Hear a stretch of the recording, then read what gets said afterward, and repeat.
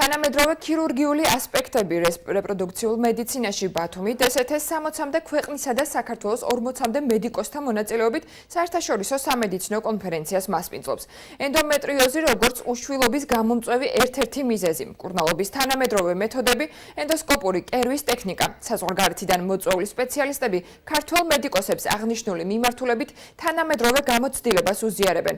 თეორიულად მიღებულ ცოდნას მოგვიანებით სამედიცინო სფეროს წარმომადგენლები პრაქტიკულადაც ტრენაჟორებზე გაევლიან. კონფერენცია ორდღიანია და ის ხვალ დაიხურება. ლაპარასკოპიული ქირურგია, მიკროინვაზიური ქირურგია, მცირეინვაზიური ქირურგია, რომელიც აუცილებელი არის უშვილობის მკურნალობისთვის.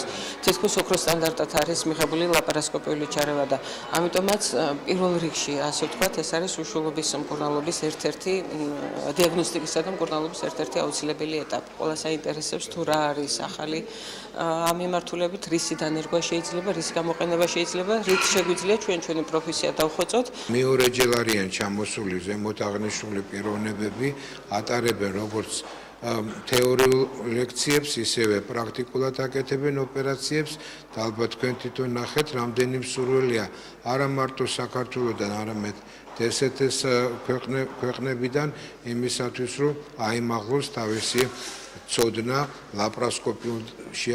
ლაპარასკოპიაში და ენდოქირურგიაში.